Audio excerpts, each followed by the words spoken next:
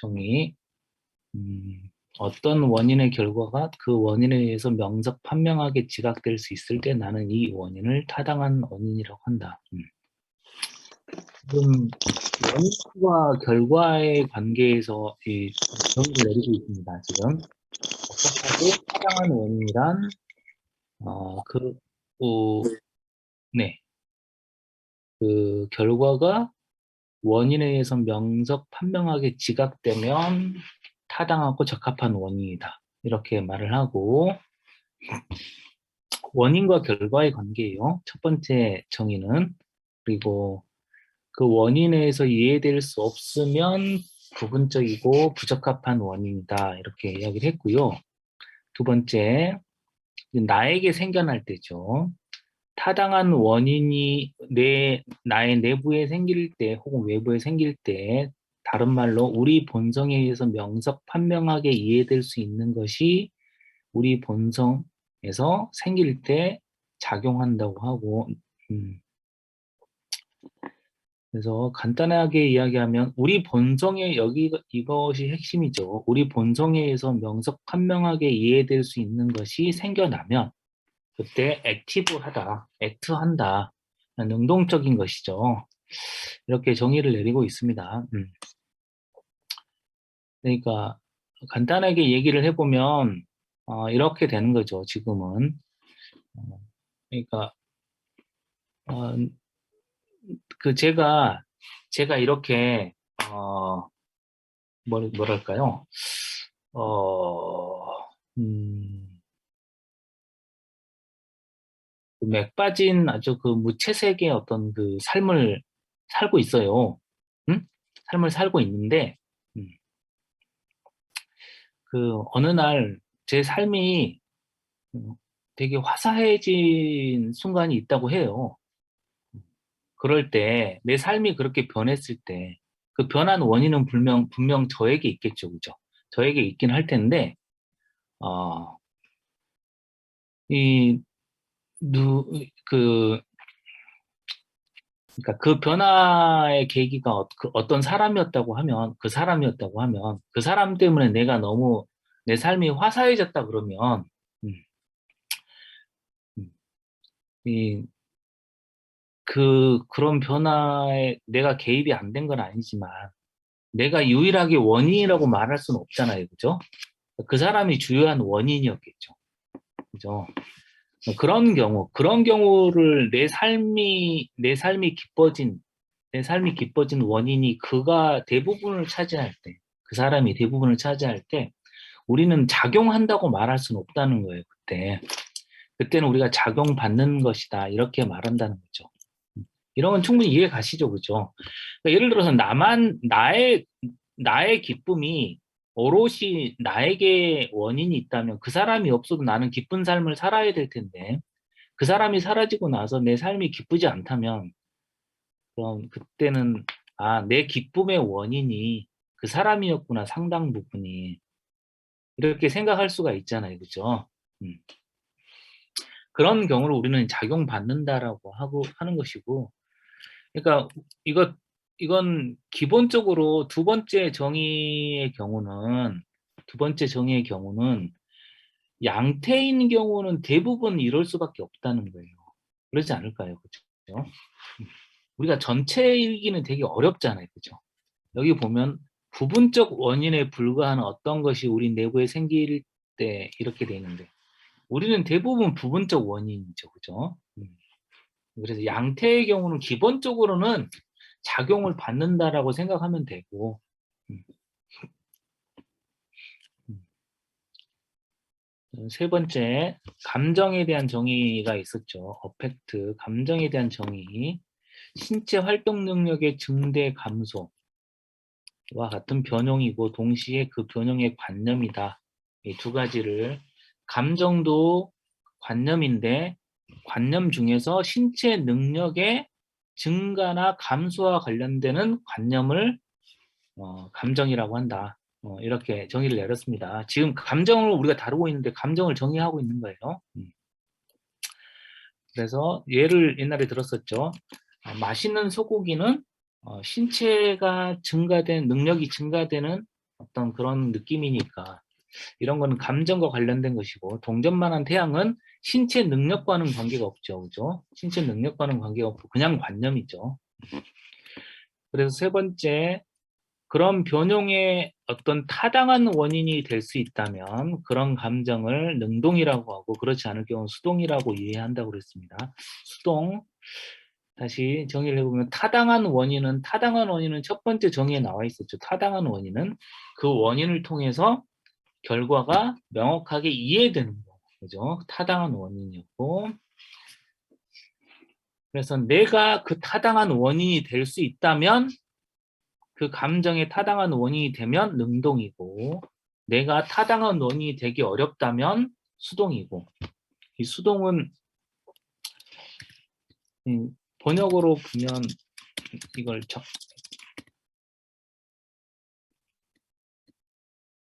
이걸 정념이라고 되게 번역을 하죠. 그죠?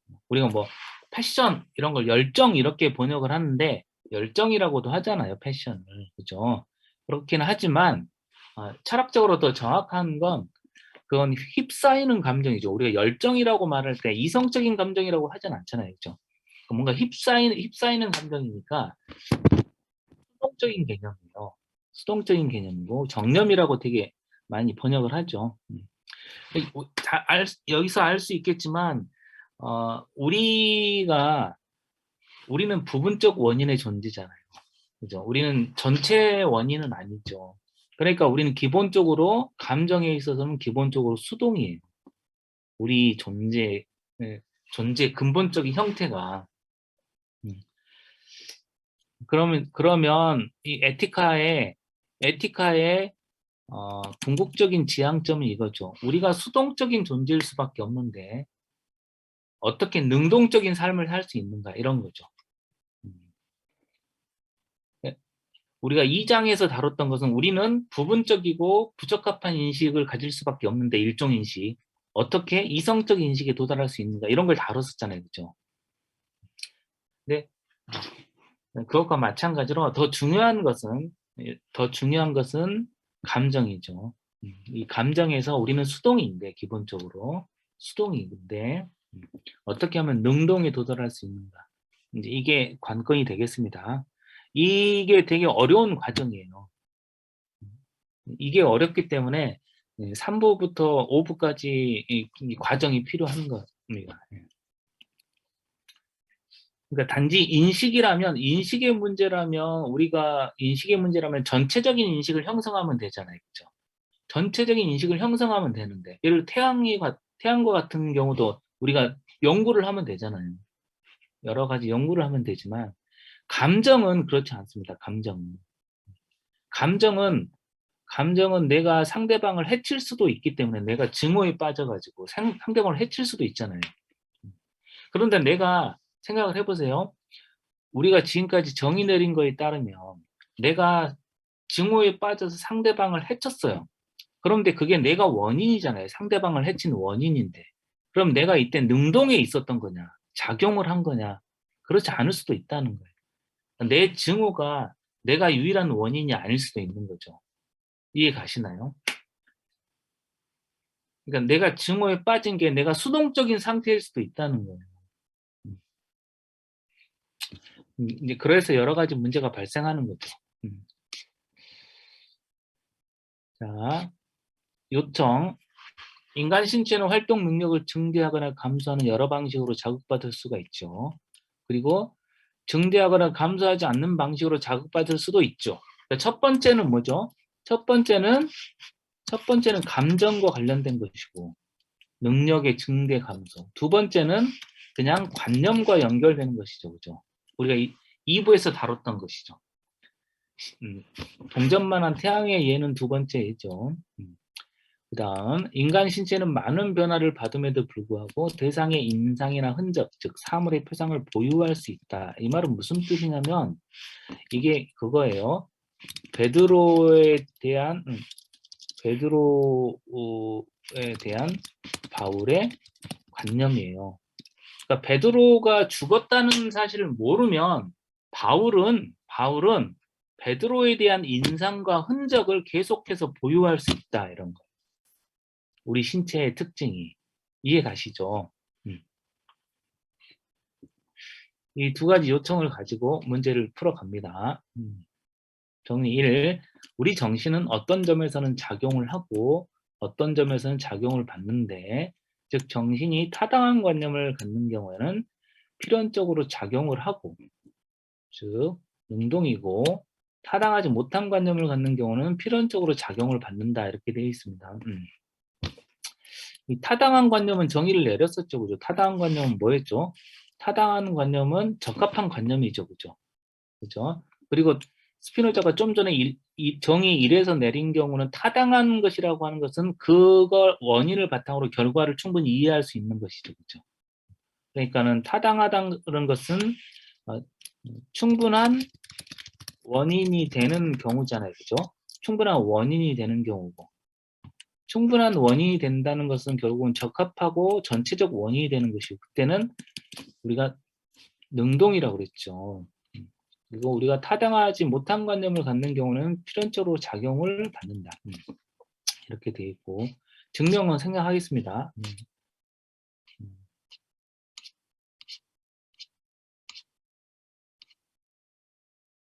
네, 보충 보겠습니다. 보충. 이로부터 나오는 결론인데요. 중요한 것은 이 결론. 정신은 타당하지 못한 관념을 많이 지닐수록 수동적이고, 타당한 관념을 많이 지닐수록 더 능동적이다. 이렇게 정의를 내렸습니다.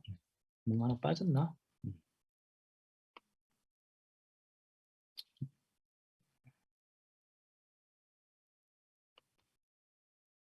아니, 예. 이게 되어 있습니다. 그러니까 지금 정의가 타당한 원인, 능동, 여기에 대해서 정의를 내렸고, 이제 정리가 나온 거죠. 첫 번째 정리, 중요한 것은 우리가 타당한 관념, 적합한 관념, 그러니까 이게 뭐죠? 이게 이종인식이죠. 이종인식이잖아요. 그죠? 이종인식, 이성적 인식이죠. 이성적 인식에 도달하면 할수록, 이거 잘못 빠졌다. 타당하지 못한 관념인데? 이건 일종인식이겠죠? 일종인식. 일종인식을 더 많이 지닐수록 우리는 수동적인 상태이고, 그죠? 이종인식을 더 많이 지닐수록 능동적이다. 이렇게 말하고 있습니다. 그러니까 스피노자가 정의하는 능동과 수동이 우리가 보통 이해하는 방식과 좀 다르죠. 그죠? 아, 저 사람은 참 수동적이네. 그러니까 능동태, 뭐 수동태 이런 개념하고는 다르죠. 그러니까 스피노자한테는 능동이라고 하는 것은 이성적 인식이 더 많은 경우예요. 우리도 이건 충분히 알 수 있는데, 여러분들이 지금도 공부를 하는 이유도 그렇겠지만, 그러니까 내가 삶에서 굉장히 수동적인 상태다라고 느낄 때 공부에 대한 욕망이 막 솟지 않나요? 아니, 어, 음, 어떤 경우일까? 대표적으로 어떤 경우가 있죠?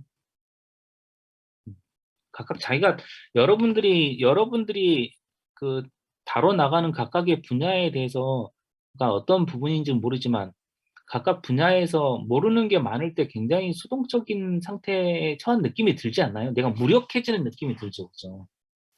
그 무력감에서 벗어나기 위해서 공부 같은 게 필요한데, 그죠? 네. 그러니까 다른 말로 하면 스피노자한테서 무력감 같은 경우는 여기에서 보면은 내가 그 결과를 나의 본성에서 충분히 설명할 수 없다는 거죠. 설명이 잘 안 되는 거죠.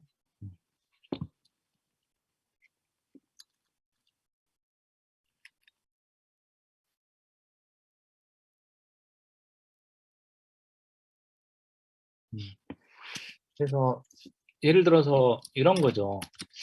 이런 것도 비슷한 건데, 제아벌의 해석학 같은 것도 비슷한 거죠.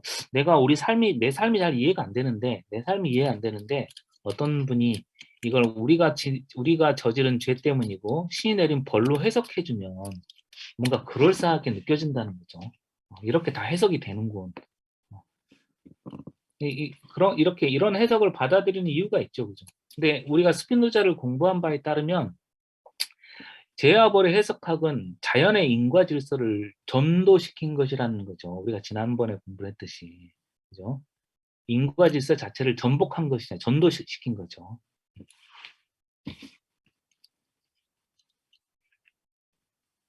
그러니까 오히려 이런 해석학을 갖고 있으면 우리가 능동적인 삶을 사는 게 아니라 오히려 스피노자에 따르면 오히려 더 수동적인 삶을 살게 된다 이런 뜻이에요. 이런 해석학 같은 경우는. 왜냐하면 이런 해석학은 일종 인식이니까. 그런데도 불구하고 사람들은 이런 해석학이 사실은 이종 인식이라고 생각하는 거예요. 이성적 인식이라고. 근데 우리가 그 많이 접해봤지만 이런 해석학을 갖고 있으면 사람들이 더 많이 증오하게 돼 있어요. 더 많이 싸우고 있고.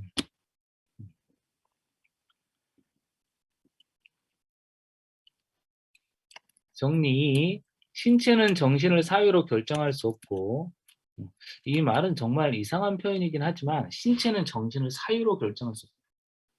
근데 우리는 대충 이해할 수 있죠, 그죠? 신체는 정신에 영향을 미칠 수가 없죠, 그죠? 정신도 신체에 영향을 미칠 수가 없죠, 그죠? 우린 평행론을 가지고 이걸 다 증명을 했었죠. 그 다음에 2부 정리 7의 주석에서 언급한 것은 명백한데 정신과 신체는 동일하고 때로는 사회 속성 아래, 때로는 연장 속성 아래 파악되고 그러므로 사물의 질서나 연결은 하나이고 우리 신체의 능동과 수동의 질서는 정신의 능동과 수동의 질서와 일치한다. 이게 이제 스피노자의 중요한 명제입니다. 그러니까 이 명제는 그 철학적으로는 되게 그 중요한 명제예요. 그러니까 보통 우리는 이 반대로 생각합니다. 신체의 능동은 정신의 수동이고 정신의 능동은 신체의 수동이라고 할 수 있습니다. 군대 가면 많이 배우는 거죠. 군대 가면 맨날 듣는 소리잖아요. 이거 정신의 능동과 신체의 수동. 너희들 왜 이렇게 썩어 빠졌어? 정신이 썩어 빠졌기 때문이지. 뭐 이렇게 맨날 듣는 소리 있잖아요. 군대에서 사내들이 자꾸 하는 거. 그래서 맨날 정신만 잘 차리면 될 것 같은 그런 이야기를 많이 듣잖아요. 여기까지 했습니다. 네, 이제 스피노자의 기다란 이제 증명이 이제 기다란 증명이 나옵니다. 읽어보겠습니다. 그런데 내가 이를 경험으로 확증하지 않으면 사람들로 하여금 이를 냉철하게 고찰하게 하는 것은 불가능하겠다. 그들은 이런 확신을 갖고 있다. 즉 신체는 정신의 명령에 의해서만 운동하거나 정지하고 정신의 의지나 사고력에 의존하여 여러 가지를 행한다고. 이게 우리의 상식이죠. 정신이 명령하는 거라고 생각한다는 거죠. 왜냐하면 신체가 무엇을 할 수 있는지 지금까지 아직 아무도 규정하지 않았기 때문이다. 그러니까 이게 되게 스피노자한테 중요한 명제입니다. 지금까지는 신체에 대한 정의가 제대로 내려지지 않았다는 거예요. 우리가 일부에서 공부한 바에 따르면 지금까지 신에 대해서 제대로 된 정의가 내려지지 않았던 거잖아요. 그죠? 마찬가지로 3부에서 중요한 명제는 신체에 대해서 제대로 된 정의가 내려지지 않았다는 겁니다. 스피노자에 따르면. 즉 신체가 물체적인 것으로 고찰되는 한에서 자연법칙에 의해서만 무엇을 할 수 있는지 정신에 의해서 결정되지 않으면 무엇을 할 수 있는지 지금까지 아무도 경험해서 알지 못했기 때문이다. 그러니까 첫 번째, 신체가 물체적인 것으로 고찰될 때 자연 법칙에 의해서만 무엇을 할 수 있는가? 우리는 자연 법칙에 의해서만 활동하면 뭔가 기계적이라고 생각하잖아요, 그죠? 자연 법칙에 따른다면. 그러니까 신체는 자연 법칙만을 따르니까 기계적일 거야. 그런데 스피노자는 반대로 자연 법칙에만 따라도 너무너무 놀랍다는 거예요, 신체는. 그 다음 두 번째, 정신에 의해서 결정되지 않으면 무엇을 할 수 있는지 지금도 아무도 모르는데 우리는 정신에 의해서 신체를 완벽하게 컨트롤할 수 있을 거라고 생각하지만 그건 잘못된 이해다라는 것이고 지금까지 아무도 신체 기능을 설명할 수 있을 정도로 정확히 신체 구조를 알지 못했다. 자, 예를 들어서 인간의 지혜를 훨씬 능가하는 많은 것이 동물에서 관찰되는 그죠? 몽유병자가 깨어있을 때는 하지 못하던 것을 수면 중에 행하는 데에 대해서 설명할 수 없는 것은 말할 것도 없다. 두 가지 예가 나와 있습니다. 첫 번째, 동물들의 신체 움직임을 보아라. 그것은 우리 인간의 정신이 상상할 수 있는 걸 넘어서죠, 그죠? 예, 우리가 뭐 동물의 왕국이나 이런 걸 보면 많이 알 수 있는 것이고, 그러니까 예를 들어서 그런 동물들의 움직임 같은 경우는 그냥 진화라고 하는 법칙에 설명되는 거잖아요. 자연 법칙에 설명되는 거지만 너무너무 놀라운 것이고, 목류병자는 정신이 잠들어 있는 상태잖아요. 정신이 잠들어 있는 상태에서도 놀랄 많은 일을 한다. 이런 것이고, 이는 신체가 자신의 본성의 단순한 법칙에 의해서 정신을 놀라게 할 많은 것을 할 수 있음을 충분히 증명하는 것이다. 또한 어떤 식으로 어떤 수단을 통해 정신이 신체를 움직이는지, 어느 정도의 운동을 신체에 부여할 수 있는지, 그리고 얼마만큼의 속도로 신체를 움직일 수 있는지 아무도 모른다. 이건 되게 정직한 것이죠. 그러니까 스피노자가 말하고 있는 이건 되게 본인도 정직한 것이죠. 도대체 정신이 신체를 어떻게 움직인다는 것인지 우리는 모르지 않느냐. 이게. 그런데도 불구하고 정신이 신체를 통제할 수 있을 것처럼 생각했다는 거죠. 이로부터 다음의 결론이 나온다.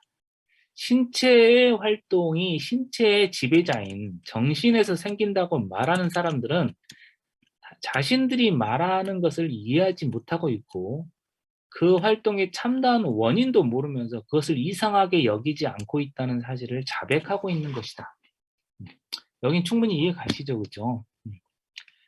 첫 번째, 그들은 신체의 지배자가 정신이라고 하고 말하면서도 정확하게 어떻게 지배하고 있는지 모른다는 거. 그죠? 그 다음에 신체가 활동하는 그 참다운 원인도 모르면서, 그죠? 그 원인도 모르면서 그것을 이상하게 여기고 있지 않다는 거. 이런 것이다. 그런데도 그들은 이렇게 말한다. 즉, 어떤 것을 매개로 정신이 신체를 움직이는지는 몰라도 어떤 것을 매개로, 이거 우리가 알고 있는 바에 따르면 데카르트는 이 매개를 손과 선이라고 이야기를 했습니다. 손과 선. 데카르트는 손과 선이라고 그랬고, 데카르트의 제자가 말브랑슈라고 있습니다. 말브랑슈는 기해 원인론을 이야기했습니다. 그러니까 그러니까 송가선이 뭐냐면 우리 신체와 정신 사이에 존재하는 뇌에 존재하는 특별한 조직인데, 이것이 둘을 연결해 준다고 데카르트는 가정을 했어요. 근데 해부학적으로 송가선이라는 건 없어요. 그러니까 이해할 수 없는 거니까 말브랑슈는 그래도 불구하고 연장과 이 사유의 연결 지점을 생각하려고 하다가 기의 원인론이라는 걸 만들어냅니다. 그게 뭐냐면 이런 것이에요. 기의 원인론이란 중간에서 신이 둘을 조절해주고 있다는 거예요. 아시겠습니까? 내가 손을 지금 움직여야지 하면 신이 중간에서 움직여준다는 거예요.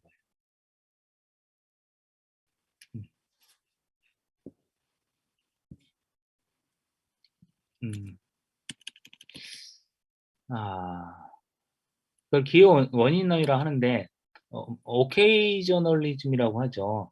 그게 어떤 거냐면, 그러니까 쉽게 얘기를 하면 신이 중간에서 이렇게 막 이렇게 우리 꼭두각시 인형을 이렇게 줄로 조절하듯이 신이 이렇게 움직여 주는 거예요.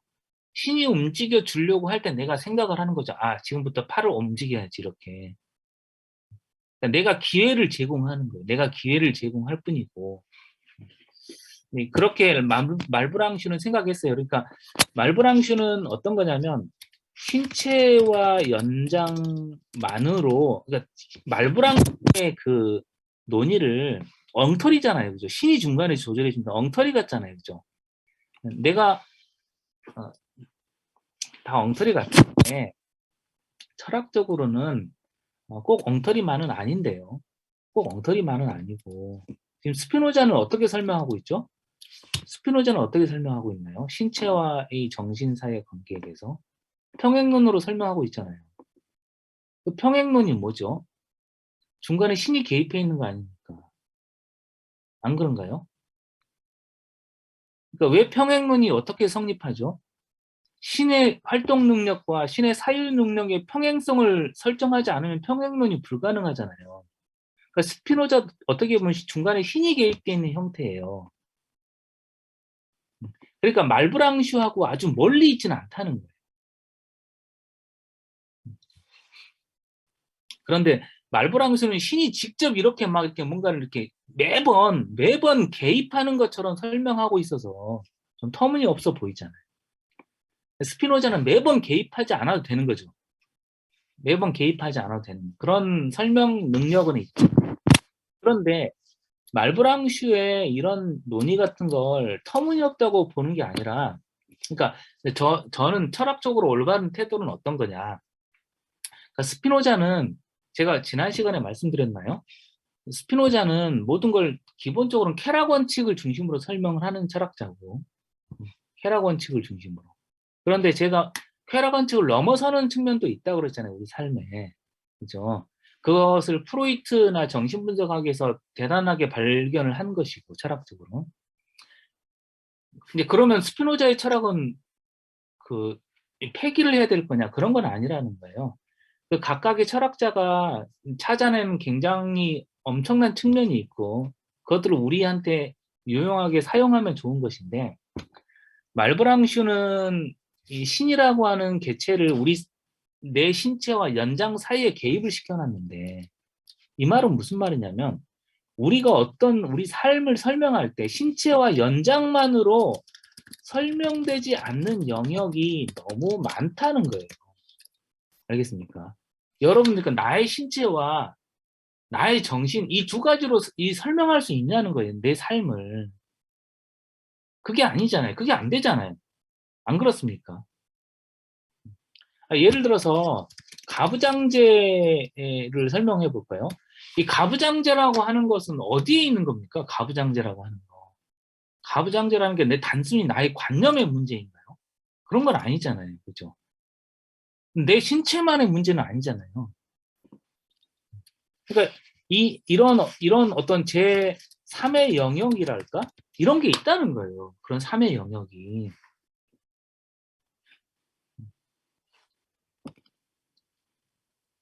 하여튼 지금 상황.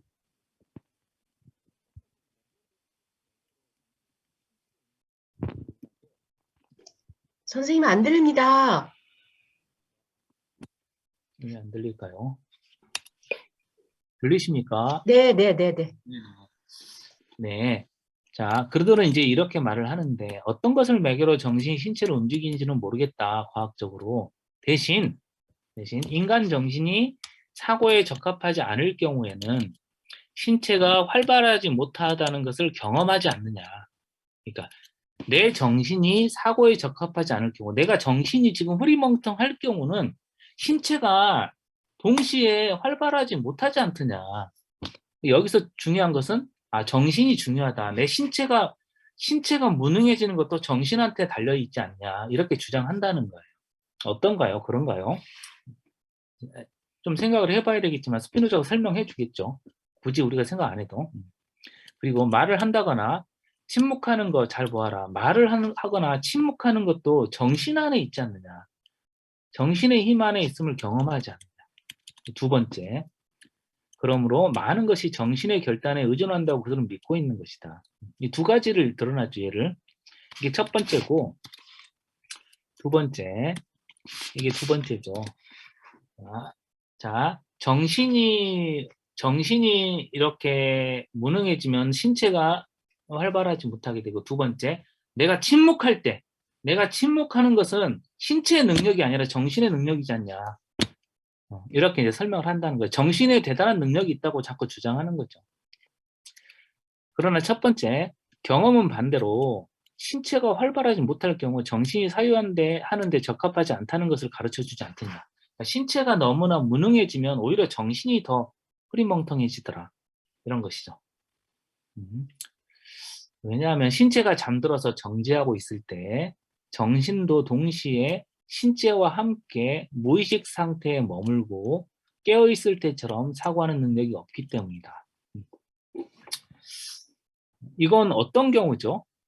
정신이 신체가 잠들어 있을 때 정신도 동시에 신체와 함께 무의식 상태에 머물게 되고 사고하는 능력이 없는 경우 예, 아주 근사 비슷하지 않지만 간단한 예를 들면 술 먹은 다음 날을 생각해 보면 되겠죠. 그죠? 술 먹은 다음 날 몸이 너무 엉망인데 여러분들 스피노자를 읽으실 수 있겠습니까? 그때는 정신의 능력이 정말 힘들어지겠죠. 그런 것이다. 다음으로 정신이 동일한 대상에 대해 사유하기에 항상 적합한 것이 아니라 오히려 신체가 이 대상이나 저 대상의 표상을 자신 안에 만들기에 적합한 것에 비례해서 정신도 이 대상, 저 대상을 고찰하기에 적합하다. 이게 무슨 말이냐? 신체가 이 대상, 저 대상의 표상을 자신 안에 만들기에 적합한 것에 비례해서, 그러니까 이게 뭐냐면 신체적 경험이죠. 그러니까 신체적으로 경험한 게 있으면 우리는 정신적으로 쉽게 생각해내지만, 그죠? 근데 신체적으로 경험하지 않았으면 정신이 생각하기가 어렵잖아요, 그죠? 안 그렇습니까? 이런 경우 뭐가 있을까요? 그러니까 예를 들어서 우리가 그 뭐 상대성 그 아인슈타인의 그죠? 상대성의 원리 같은 거 있잖아요. 일반 상대성, 뭐 특수 상대성 이론 이런 것들 떠올리기 어려운 일은 우리가 경험하기가 어렵잖아요, 그죠? 경험하기 어렵기 때문에 설명을 해도 잘 설명이 이해가 안 되는 거잖아요. 그런 것처럼. 그래서 우리가 신체적으로 경험하는 게 정신적으로 고찰하는 데 편하기도 하다라고 스피노자는 말하는 거죠. 그러면 또 다음처럼 그들은 또 말을 합니다. 자, 아직도 첫 번째 설명하고 있는 겁니다. 여기 두 가지가 나와 있었죠. 두 가지가. 그죠? 이 두 가지 중에 지금 첫 번째를 설명하고 있는 거예요. 그러면 그들은 다음처럼 말합니다. 자, 건축이나 그림 등 인간 기술에 의해서만 만들어지는 이런 종류의 사물들의 원인을, 그러니까 건축이나 저 아름다운 건축, 저 아름다운 그림, 이런 원인이 단지 물체적인 것으로만 고찰되는 자연 법칙에서 끌어낼 수는 없지 않냐. 인간의 신체는 정신에 의해서 결정되고 인도되지 않으면 사원과 같은 성당 같은 그런 것들을 건축할 수는 없지 않냐. 그러나 나는 이미 다음과 같은 사실을 밝혔다. 그들이 신체가 무엇을 행할 수 있는지 그리고 신체 본성에 관한 단순한 고찰에서 무엇을 이끌어낼 수 있는지 그들은 알지 못하고 있고 그들은 정신의 인도 없이 생길 수 있다고는 결코 믿지 않았으리라고 여겨지는 많은 것들, 즉 몽유병자가 잠속에서 행한 행위에 대해서 깨고 나서 놀라는 일이 자연 법칙에서만 생긴다는 것을 경험한다. 그러니까 자연 법칙만으로도 우리는 위대한 걸 할 수 있다. 이런 겁니다. 그러니까 우리가 사원을 건축할 때 이것도 정신의 놀라운 능력이 아니라 우리의 자연 법칙이다. 자연의 법칙을 따르고 있는 것이다. 우리 신체. 나는 이곳에서 인간 신체 구조 자체는 인간의 기능에 의해서 만들어진 모든 것을 기교상 훨씬 능가한다는 점을 첨가하겠다. 인간 신체 구조는 인간이 만들어낼 수 있는, 인간이 정신으로 만들어낼 수 있는 그 어떤 것보다 놀랍다. 그렇죠, 그죠? 인간 신체 구조만이 아니라 모든 동물의 신체 구조는 놀랍죠. 앞에서 자연이 어떤 속성 아래서 고찰되더라도 자연에서 무한히 많은 것이 생긴다고 말한 것은 지금 말할 필요가 없겠다. 그러니까 잘 보라.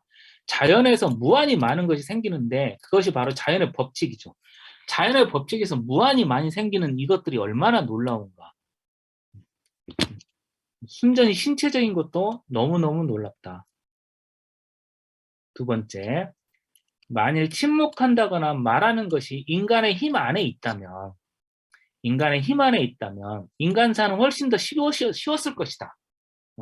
침묵하거나 말하는 것이 힘 안에 있다면, 나의 정신적 힘 안에 있다면 더 쉬웠을 것이다. 그러나 우리의 경험은 혀만큼 억제하기 힘든 것도 없고 술 먹다 보면 자주 이렇게 되죠. 그죠? 술 먹다 보면 쓸데없는 말을 좀 많이 하는 것 같아요. 그죠? 그런데 서로 쓸데없는 말을 하자고 술 먹는 거기 때문에, 그죠? 다 같이 약속을 한 거니까, 뭐, 크게 뭐 염려하지 않아도 되는 것 같더라고요. 그래서 술자리에 술을 안 먹는 사람이 있으면 되게 곤란한 거죠. 나쁜 놈. 네. 자신의 충동에 대한 제어하기 힘든 일도 없음을 너무나 충분히 가르쳐준다. 그런 사람은 좀 예의가 없는 것 같아요. 그죠? 듣지 말아야 될 것을 막 맨정신으로 듣고 있고 이러면 좀 곤란한데. 첫 번째, 인간의 혀만큼 억제하기 힘든 것도 없고, 두 번째, 충동을 억제하기 힘들다는 건 너무 잘 알죠. 그러니까 이게 뭐죠? 도대체 우리가 정신으로 신체를 제어한다는 거 참 어렵지 않냐. 그 결과 많은 사람들은 우리가 쉽게 욕구하는 것만 자유롭게 행한다고 믿는데, 우리가 쉽게 욕구할 수 있는 것을 자유롭게 행한다고 믿는데, 그런 것에 대한 충동은 기억에 의해서 쉽게 억제될 수 있기 때문이다. 그러나 강력한 감정을 가지고 욕구하는 것에 대해서는 그렇게 되지 않는다고 믿는데, 이는 다른 기억에 의해서도 억제되지 않기 때문이다. 그렇죠. 그러나 실제로 인간은 나중에 후회하게 될 일을 저지르고, 많은 일을 저지르고, 반대되는 감정에, 그러니까 좋은 감정과 나쁜 감정, 이 반대되는 양가 감정에 사로잡힐 때는 좋은 쪽보다는 나쁜 쪽을 따른다는 사실을 경험하지 않았다면 그들은 인간이 모든 것을 자유롭게 행한다고 주저없이 믿을 텐데, 내가 자유롭게 악한 감정에 빠진 거야. 이렇게. 여러분들 자유롭게 악한 감정에 빠져보신 적이 있나요?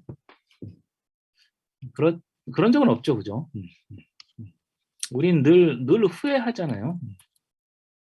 후회가 인간한테 따라오는 거 아닙니까? 그죠? 제가 보기에 동물한테는 후회 감정이 없죠.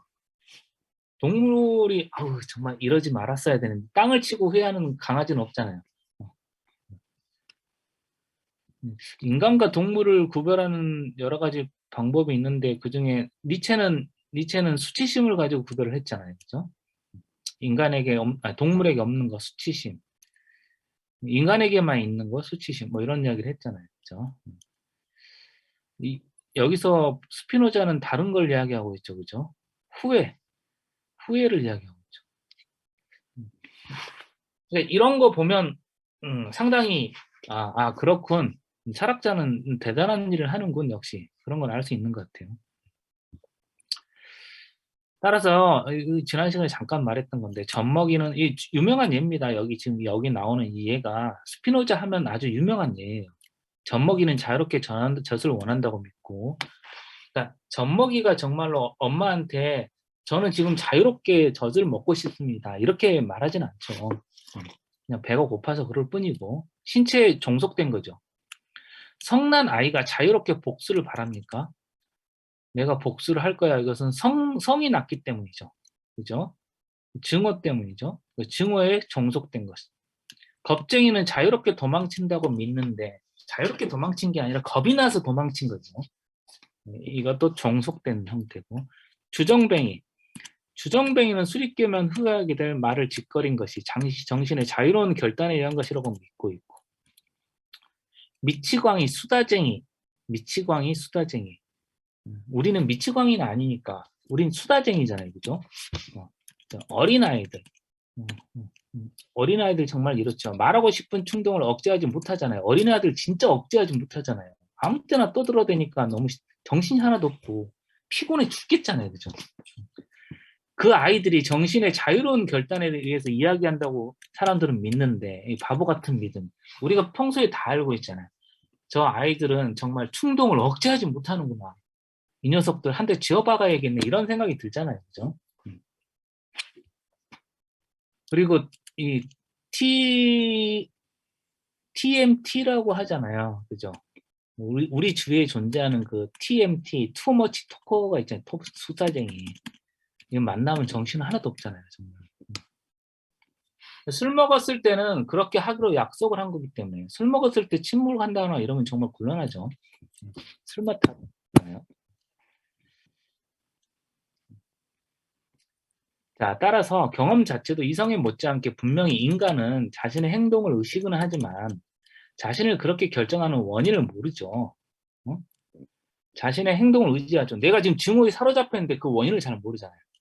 그죠? 그러니까 자신을 자유롭다고 믿는다는 것을 가르쳐주고 있고, 경험은 또한 정신의 결단이란 충동에 지나지 않고, 내가 정신적으로 결단했어. 이건 사실은 충동이고, 정신의 결단은 신체 상황의 변화에 따라 변한다는 것을 가르쳐주고 있고, 동일한 결단도 신체 상태에 따라 못하죠.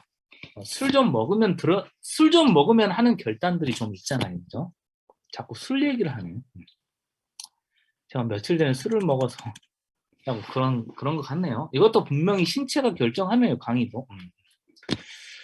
다른 예를 들 수가 없네. 왜냐하면 각각의 인간은 자신의 감정을 근거로 모든 것을 조절하고, 지금 감정 이야기가 나와 있습니다. 지금 그죠? 우리가 지금 다루고 있는 게 감정인데, 감정을 근거로 모든 것을 조절하고, 상반된 감정에 사로잡힌 사람은 자신이 무엇을 요구하는지 알지도 못하고 있고, 아무런 감정에도 매여있지 않은 사람은 하찮은 것에 의해서도 쉽사리 이리저리 흔들리기 때문이다.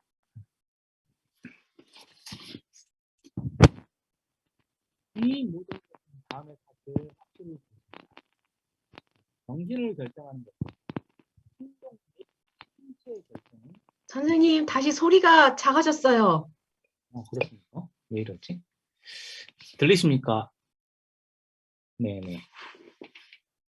정신을 결정하는 것과 충동 및 신체의 결정은 본성상 동시적이고, 지금 이렇게 스피노자는 이야기하고 있습니다. 스피노자의 특기가 그렇죠. 정신과 신체는 동일하고 동일한 질서라 그랬잖아요. 그죠? 그러니까 당연히 정신을 결정하는 것. 두 번째, 이거 충동이죠. 충동. 그다음에 신체의 결정은 본성상 동시적이겠죠. 하나의 동일한 것이고, 이 동일한 것이 사유의 속성에서 고찰되면 결단이라고 하고, 지금 정의를 내리고 있습니다. 결단이란 무엇이냐? 결단이란 신체적인 것인데 사유의 속성에서 고찰되는 것이다 라고 말했습니다. 그죠? 결단. 연장 속성 아래서 고찰되고 운동과 정지 법칙에 도출되면 그것을 우리는 규정되었다라고 한다. 알겠습니까? 그 사람은 그렇게 결정되었어. 신체적으로. 이건 신체적인 정의 방식이고, 사유에서 정의를 내리면 결단했다라고 말하고, 이렇게. 이 점은 지금부터 노란 것에서 더 분명해질 것이다. 왜냐하면 여기서 내가 주의하고 싶은 것이 있기 때문인데, 그것은 우리가 상기하지 않는 어떤 것도 정신적 결단에서 행할 수 없다는 것이다. 자, 예를 들어 보겠습니다. 우리는 상기하지 않는 단어를 말할 수 없죠. 그죠? 내가 떠올릴 수 없는 단어를 말할 수는 없고, 더욱이 상기하거나 망각하는 것은 정신의 자유로운 힘에 속하지 않는다. 이게 이해하시죠? 이 망각 능력이라는 것은 니체도 이야기했지만 정신의 자유로운 힘에 속하지 않죠. 잊어먹으려고 해도 안 되는 게 있고, 안 잊어먹으려고 해도 안 떠오르는 게 있잖아요. 그래서 사람들은 상기한 것에 관해 침묵하거나 이야기하는 것만은 정신의 힘 안에 있다고 사람들은 믿는다는 거죠. 그죠? 그러니까 내가 떠올린 것이 있단 말이죠. 떠올린 게 있어요. 떠올리는 것 자체는 내 정신의 능력이 아닌데, 떠올린 것 자체를 내가 말하거나 침묵하는 것은 정신의 힘 안에 있다고 사람들은 또 생각한다는 거예요. 여기에 대해서 내가 또 비판을 하겠다는 거죠. 그러나 우리가 뭔가 꿈꿀 때 정신의 자유로운 결단에 의해서 그렇다고 믿지만, 사실은 그건 신체의 자발적인 운동이고, 꿈조차도 그렇고, 또 우리가 어떤 것을 남에게 숨기는 꿈을 꿀 때도, 깨어있는 동안 우리가 알고 있는 것들에 대해서 침묵하는 것과 같은 정신의 결단에 의해서 그렇게 하고 있다고 꿈속에서 생각하는데, 그죠? 마지막으로 우린 깨어있는 동안에는 감히 하지 않는 일을 정신의 결단에 의해서 행하는 꿈을 꾸잖아요. 우린 깨어있는 동안에는 못 하잖아요. 그죠? 근데 꿈속에서는 하잖아요. 그죠? 여기서 나는 정신 안에는 두 가지 결단, 즉 공상적인 결단과 자유로운 결단이 있는지 알고 싶은데, 그러나 이런 무의미를 피하려면 우리가 자유로운 것으로 믿는 이 정신의 결단이라고 하는, 정신의 결단이라고 하는 것은 표상 자체나 기억 자체와 구별될 수가 없고, 그것은 관념이란 필연적으로 포함하는 긍정에 불과하다는 것을 필연적으로 인정하지 않으면 안 된다. 관념이란 필연적으로 포함하는 긍정, 이게 뭐였죠? 이게 의지였죠, 그죠? 우리가 앞에서 다뤘듯이 관념이란 포함하는 긍정을 의지라고 했잖아요, 그죠? 혹은 부정도 의지라고 불렀잖아요. 그 잘 보면은 앞에서부터 지금 이야기하고 있는 게 뭐냐면 여기 지금 요거 이야기를 하고 있는 건데 정신적 결단. 이 문제를 지금 다루고 있는 건데 그러니까 정신적 결단이라고 하는 게 내가 자유롭게 하는 거냐 이게 스피노자는 그게 아니다라는 거예요. 그건 아니고 뭐냐면 그것은 관념에 따르는 관념에 따라서 나오는 것이다라는 거예요. 지금까지 스피노가 계속 이야기했잖아요. 관념이 있으면 관념에 따라서 뭔가가 나오잖아요. 그죠? 그런 것이지 관념이 있고 또 결단이 따로 있는 게 아니라는 거예요. 이해 가십니까? 그러므로 이 정신의 이와 같은 결단은 현실적으로 존재하는 사물의 관념과 동일한 필연성을 가지고 그냥 정신 안에 생겨나는 것이다. 따라서 정신의 자유로운 결단에 결단에 의해 침묵하거나 어떤 행위를 한다고 믿는 사람들은 눈 뜨고 꿈꾸는 것이다. 이렇게만. 그러니까 정신이 여기 앞에서 결단이 뭐라고 불렀냐면 결단이 뭐냐면 신체적 질서가 사유에서 고찰된 것이라고 했잖아요. 그죠? 결단이란. 그러니까 정신적 결단이라 정신의 자유로운 결단 이런 건 없다는 거예요. 정신의 자유로운 결단은. 어떤 관념이 있었고 그냥 그 관념에서 나오는 순차적인 질서라는 거예요.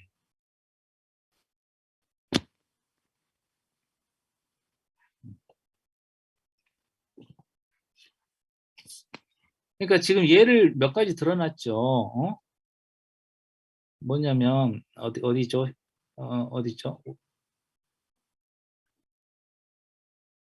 꿈꿀 때 정신의 자유로운 결단에서 믿지만 그것도 신체의 운동이고 두 번째 꿈속에서 뭔가를 숨기는 꿈꿀 때도 그것은 나의 결단이 아니라 그냥 꿈꾸는 관념인 것이고 그냥 그 관념이고 정신의 결단에서 행하는 꿈을 꾸고 그런 것도 그냥 관념에 불과하다 이런 것이 전부 다 지금 그러니까 관념이 생겨난 그 순차적 질서인 것이지 다른 자유로운 결단 같은 건 존재하지 않는다. 이런 것이고. 그러니까 지금까지 한 걸 간단히 정리해보면 어떤 내용이냐면, 사람들은 신체의 질서와 상관없이 정신이 무언가를 결정하는 것처럼 자꾸 생각하는데, 스피노자는 이 명제를 뒤집고 있는 거죠. 그게 아니라 신체의 질서와 정신의 질서는 동일하다. 아시겠죠? 그 두 개는 동일하다. 그리고 두 번째는 신체의 질서는 우리가 생각하는 것보다 더더욱 놀라운데 우리는 그 신체를 아직도 모르고 있다. 이런 것이고, 그죠? 세 번째, 침묵이나 여러 가지 우리의 그 정신의 능력이라고 하는 그런 것들은 사실은 신체의 능력이다. 이렇게 이야기하고 있고, 네 번째, 우리는 감정의 원인을 잘 모르기 때문에 우리가 자유롭게 뭔가를 한다고 생각한다. 이런 것이에요. 아시겠습니까? 간단히 정리하면 그런 거고 지금 감정의 원인에 대해서는 이제 앞으로 계속 설명을 할 겁니다.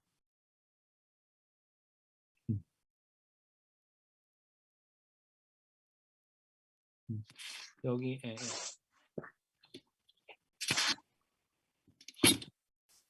네, 정리 2에서는 우리가 보통 생각하고 있는 결단이라고 하는 거 스피노자는 결단을 자유로운 것이라고 생각지 않는다라고 말을 하고 있는 것이고요.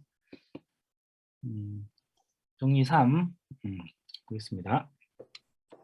정신의 능동은 타당한 관념에서만 생기고 수동은 타당하지 않은 관념에만 의존한다. 자, 그러니까 보면은 우리에겐 관념이 여러 가지가 있는데 그 중에 타당한 관념과 타당하지 않는 관념 이렇게 나눠져 있겠죠. 우리가 갖고 있는 관념 중에. 그래서 정신의 능동은 타당한 관념에서만 생겨나는 것이다. 정신의 본질을 구성하는 첫 번째 것은 정신의 본질을 구성하는 것은 현실적으로 존재하는 신체죠. 신체의 관념이죠. 그죠? 내 정신은 내 신체를 비추는 것이니까 이 관념은 다른 많은 관념으로 조직되어 있고 그중 어떤 것은 타당하고 어떤 것은 타당하지 않다. 그러므로 정신의 본성에서 생기는 모든 것, 정신을 가장 가까운 원인으로 삼고 정신에 의해서 이해되지 않으면 안 되는 모든 것은 필연적으로 타당한 관념이나 타당하지 않은 관념에서 생겨야 한다. 그러나 정리 이래서 타당하지 않은 관념을 지니는 경우는 작용을 받고 그러므로 정신의 능동은 타당한 관념에서만 생기고 그리고 수동은 타당하지 않은 관념에 생긴다. 이렇게 된 것이고요. 주석. 그러므로 우리들은 수동은 여기서 갑작스레 뭔가 튀어나왔는데 수동은 정신이 부정을 포함하는 어떤 것을 가지고 있는 한에서만 이렇게 갑자기 이렇게 문장이 튀어나왔습니다. 이게 지금 수동에 대한 규정이죠. 정신이 부정을 포함하는 어떤 것을 가지고 있죠. 이 말을 다시 설명을 해놓는데요. 정신이 다른 것 없이 그 자체로 명석판명하게 지각되지 않는 자연의 일부로 고찰되는 경우만 정신에 귀속된다. 그러니까 이 정의는 첫 번째, 수동은 정신이 부정을 포함하는 것이 무엇이냐? 그것은 정신이 자연의 일부로 고찰되는 경우다 이런 뜻이에요. 그러면 우리가 예전에 공부했듯이 이 신 안에 부정이 존재하지 않는다 그랬잖아요. 그죠? 그러니까 부정을 포함한다는 것은 결국은 양태 수준이라는 거예요. 양태 수준. 아시겠죠? 그러니까 부정을 포함한다는 것은 양태 수준이고 우리 자연의 일부 이것도 기본적으로 우리는 양태였잖아요. 그죠? 자연의 일부였죠. 그죠? 그리고 우리는 그럴 때 뭐였죠? 부분적 인식이라고 2부에서 이야기했잖아요. 우리가 일부일 때는 부분적 인식이죠. 그리고 부분적 인식은 부적합한 인식이었고 부적합한 인식이 수동과 관련된 것이었잖아요. 그죠?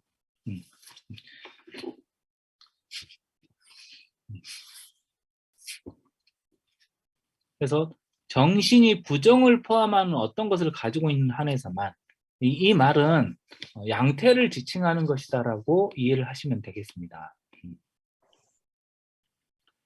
그리고 나는 수동이 정신에 귀속되는 것과 같은 방식으로 다른 개체에게 귀속됩니다.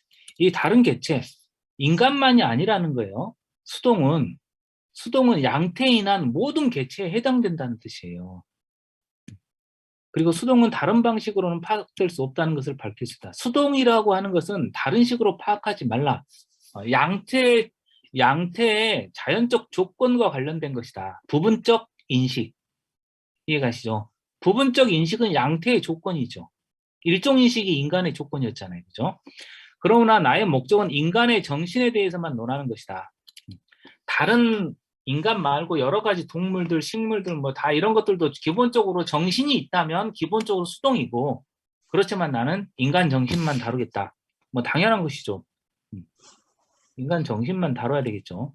동물을 다뤄서 뭐 하겠습니까? 자, 정리 4. 사물은 외부의 원인에 의하지 않고는 파괴될 수 없다. 갑자기 뭔가 내용이 바뀌었죠.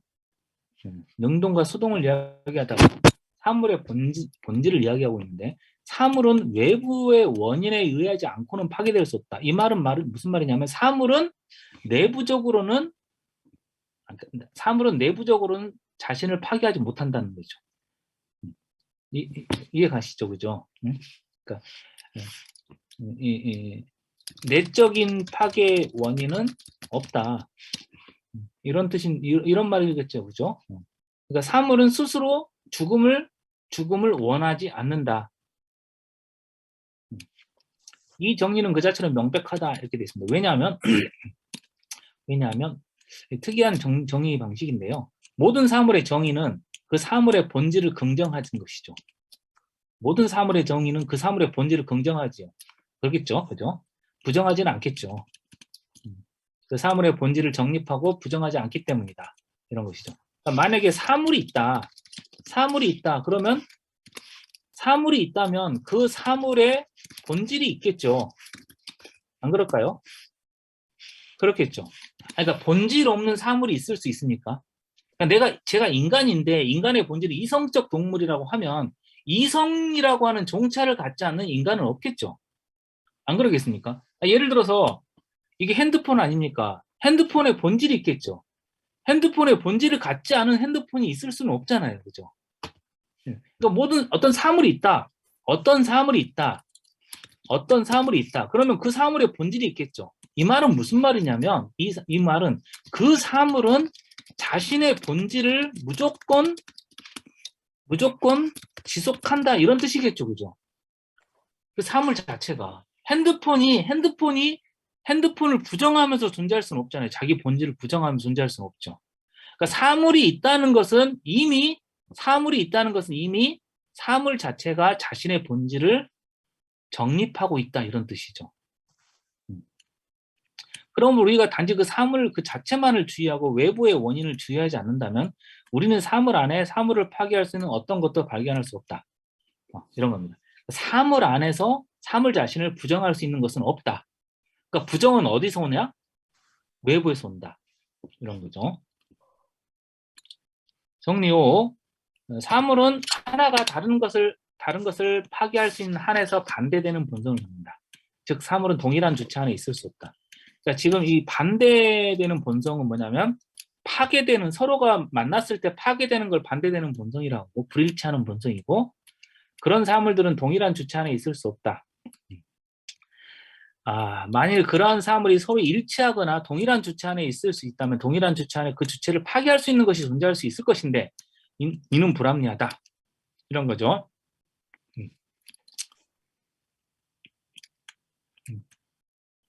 이 반대되는 본성. 자신을 파괴하는 본성을 갖는 그런 사물은 없다는 거죠. 그죠? 자신을 파괴하는 본성을 갖는 사물은 없다. 이런 것이 있다면, 만약에 있다면, 자신을 파괴하는 본성을 갖는 사물이 자기 자신 안에 있다면, 스피노자의 모든 철학 체계는 무너지는 거예요. 아시겠습니까? 그러니까 만약에, 아니지, 자기가 자기 자신을 파괴하는 본성을 자기 자신한테 갖지, 이렇게 만약에 주장한다면 스피노자의 체계는 완전히 다 무너지는 거예요. 근데 스피노자의 정의에 따르면 지금 자기 자신을 파괴하는 것이 자기 자신 안에 있을 수 있느냐? 없죠. 그죠? 스피노자의 책에 따르면.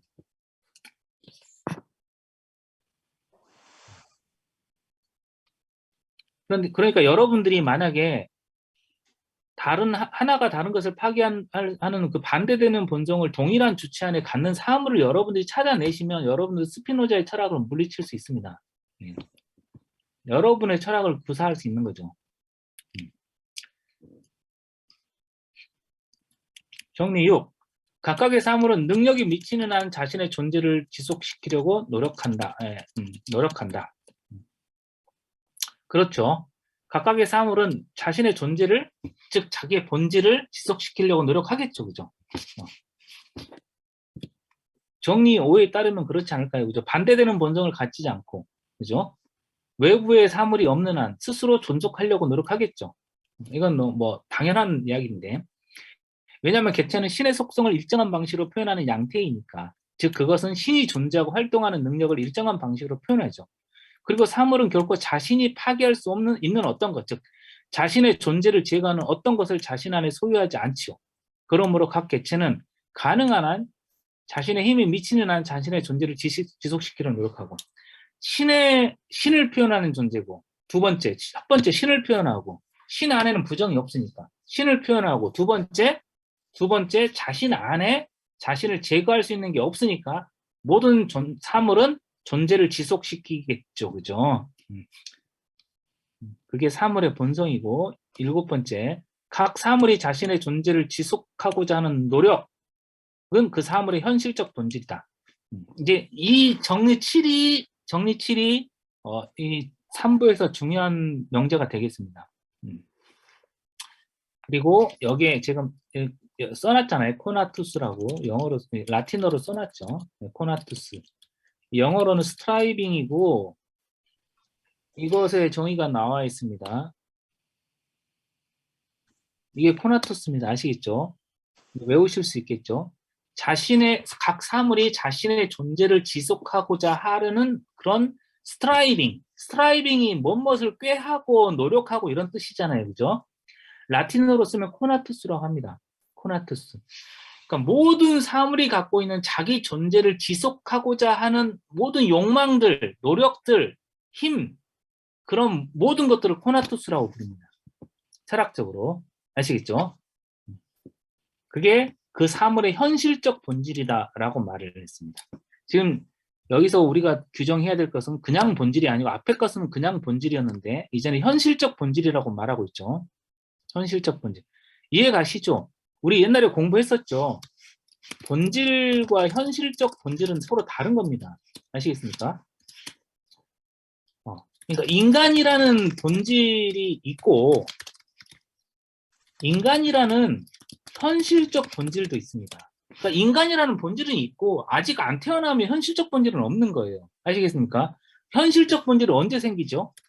현실적 본질은 인간이라는 본질에 맞는 외연적인 실존 부분들을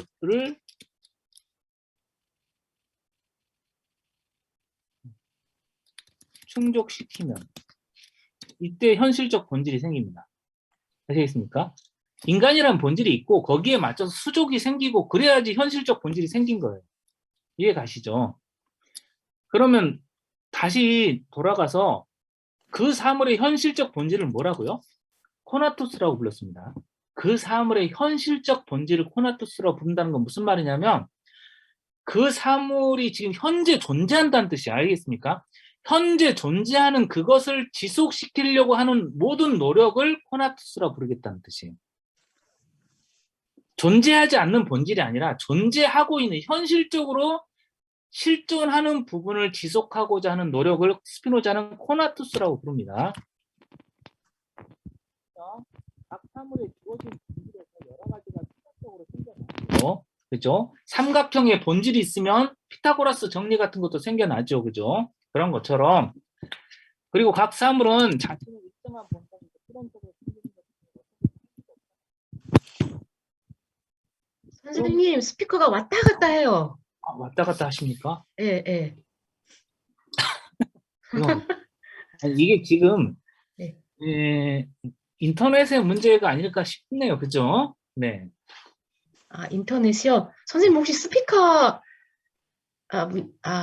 지금까지 예, 예. 아무 문제가 없었는데 지금 인터넷이 오락가락 하나? 아니면 지금 뭐 우리 강의를 방해하려고 하는 어떤 나쁜 악의 세력이 네. 지금 중요한 지점이 왔는데 지금 갑자기 방해를 하네요. 그죠? 네. 지금 들리시죠? 네, 안 들리면 말씀하세요. 자, 각 사물이 홀로 또는 다른 것과 함께 행하고자 하는 능력이라는 노력, 즉 각 사물이 자신의 존재 안에서 지속하고자 하는 능력은 현실적 본질이다. 이렇게 증명이 이렇게 되어 있는데, 그러니까 스피노자의 증명 방식을 이게 전형적인 특성을 보여주는 것이에요.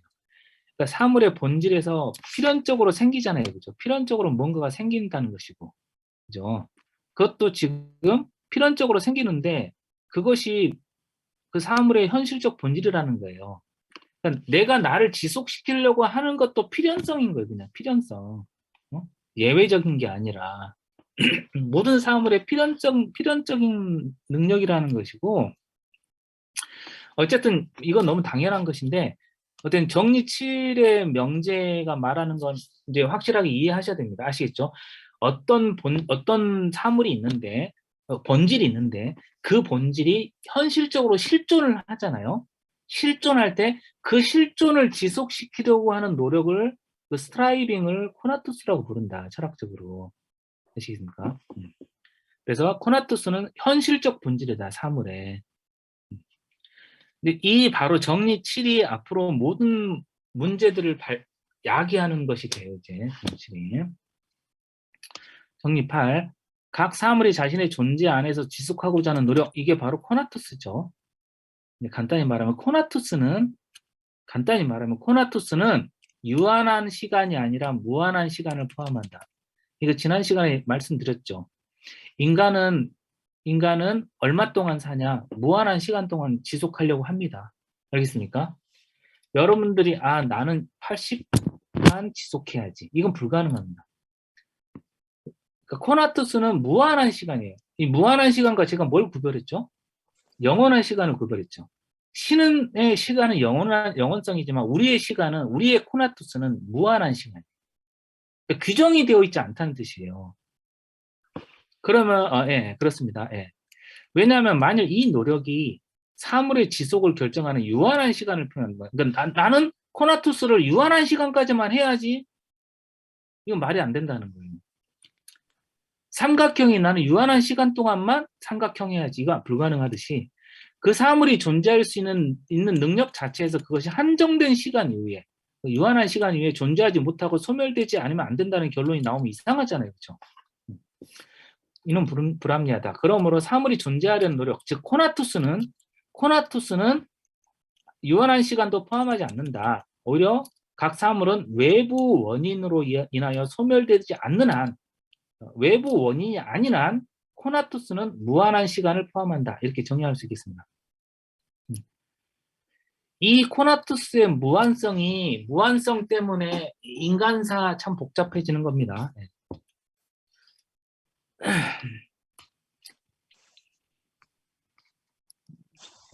그래서 스피노자, 이것만 봐도 알겠지만 스피노자의 책에서는 자살이나 이런 건 인정될 수 없습니다. 코나투스가 무한성을 갖기 때문에. 외부의 원인이 아닌 한 코나투스는 파괴되지 않습니다. 정리 9. 정신은 명석판명한 관념을 지닐 때나, 다시 나왔습니다. 지금 이제 명석판명한 관념. 이게 뭐죠? 이종 인식이죠. 그죠? 적합한 인식이잖아요. 적합한 인식을 지닐 때나 아니면 부적합한 인식을 지닐 때나 자신의 존재 안에 무한한 시간 동안 지속하려고 하고 이런 자신의 노력을 의식하고 있고, 이게 중요한데요. 코나투스는 여기서 중요한 거, 코나투스는 간단하게 코나투스는 관념에 상관없이 존속한다, 이렇게 이야기됩니다. 내가 이성적인 인식을 갖는 인간이든, 다른 말로 하면 내가 일종 인식에 빠진 무지한 인간이든, 모든 존재하는 것들은 코나투스 속에서 자기 존재를 지속하려고 노력한다는 거예요. 똑똑한 인간이든 똑똑하지 않은 인간이든 상관없다는 거예요. 모든 존재하는 것들은 코나투스를 지속시키기 위해서 굉장하게 노력한다는 겁니다. 이걸 약간 좀 근사하게 말씀을 들어보면 코나투스에서의 평등이죠. 알겠습니까? 모든 존재는 코나투스 상에서는 평등합니다.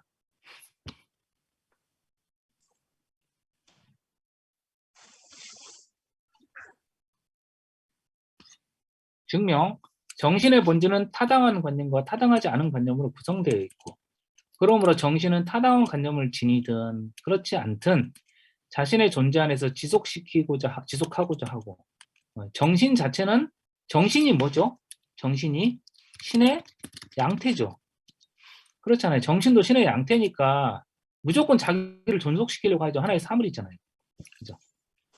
그리고 또 무한한 시간 동안 그렇고, 그러나 정신은 신체의 변형의 관념에서 필연적으로 의식함으로 자신의 노력을 의식하죠. 그러니까 우리는 자기 존재를 지속하려고 하고 그 노력을 의식합니다. 자기 자신을 의식하고 있다는 것이고, 이 노력이 정신에만 관련될 때를 스피노자는 이제 구별하고 있습니다. 내가 나를 존재를 지속하려고 할 때 그걸 정신적으로는 의지라고 부른다. 아시겠죠? 코나투스의 정신적인 측면을 의지라고 합니다. 그리고 정신과 신체 모두에 관계되는 것을 충동이라고 규정합니다. 지금 충동은 코나투스인데 정신과 신체 동시에 관계되는 거, 그리고 정신에만 관계되는 걸 의지라고 한다. 그러니까 다른 말로 하면 의지라고 하는 것, 스피노자가 의지라고 말하는 것은 자유로운 의지가 아니고 양태가 자연적으로 결정된 것이죠. 이해 가시죠? 필연적으로 그렇게 하게 되어 있는 것이죠. 그러므로 충동은 자신의 유지에 유용한 것에서 생겨서 인간으로 하여금 그것을 행하도록 하는 인간의 본질 자체에 지나지 않는다. 충동이라고 하는 것은 결국은 인간의 본성 그 자체다라는 거예요. 아시겠습니까? 충동. 그러니까 우리가 충동을 부정하거나 충동을 격화시키고 있는데 그게 아니라 충동은 인간의 본질이라고 하는 거예요, 지금. 충동이 뭐였죠? 다른 말로 하면 충동은 코나투스잖아요. 이해 가시죠? 코나투스 자체가 인간의 본질이다. 그러니까 그것을 무시하거나 그럴 수 있는 게 아니다. 이걸 더 고급스럽게 표현하면 의지인 거다, 충동은. 다음으로 욕망과 충동의 차이를 말해보겠는데 이 중요합니다. 이 욕망이 나왔죠. 지금 인간의 감정에 대해서 지금 설명이 하나씩 나오고 있습니다. 의지가 나왔고 그다음에 충동이 나왔고 욕망이 나왔습니다. 욕망은 자신의 충동을 의식하는 한 주로 인간에게만 관계된다는 것이에요. 그러니까 동물과 다를 바가 없는 게 코나투스고 그것을 인간에게 이야기하면 욕망이라고 말한다. 그러니까 다른 말로 하면 뭐죠? 욕망이란 의식을 동반하는 충동이다. 그러니까 욕망은 곧 의식적인 코나투스입니다. 아시겠죠? 이렇게 뭐 대충 정의 내릴 수 있겠습니다.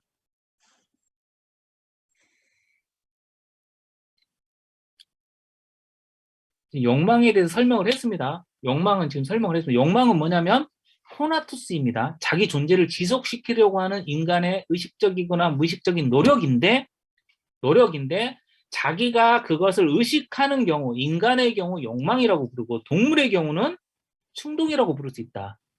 그러니까 우리가 욕망이라고 부르는 것은 사실은 동물이 갖고 있는 충동과 그 본질에서 차이가 없다는 거예요. 그러므로 우리는 선이라고 판단하기 때문에 의지하는 게 아니다. 이 스피노자 규정입니다. 자, 대신 우리가 노력하고 의지하고 충동을 느끼기 때문에 선이라고 판단한다. 그러니까 내가 욕망하는 것, 그것이 선이다. 이렇게 지금 규정하고 있죠. 내가 욕망하는 것, 그것이 선이다. 다른 말로 선이기 때문에 내가 욕망하는 것이 아니다. 스피노자에 따르면 선이기 때문에 욕망하는 것이 아니라 내가 욕망하는 것이 사실은 선이다. 이 다른 말로 하면 뭐죠? 이걸 우리의 지금 철학적 용어로 바꾸면 나의 코나투스에 적합한 것이 뭐죠? 선이다. 내가 나의 존재를 지속시키려고 노력하는 그 코나투스에 적합하면 선인 것이고 내가 나의 코나투스를 유지하지 못하게 만드는 것은 뭘까요? 그러면 악이겠죠. 나는 악이기 때문에 피하는 게 아니라 코나투스에 적합하지 않은 것이 악이다. 이렇게 지금 선을 다시 규정하고 있습니다. 스피노자는. 선이 먼저 결정되어 있는 게 아니라 중요한 것은 우리의 코나투스다. 코나투스에 적합하면 그게 선인 것이다.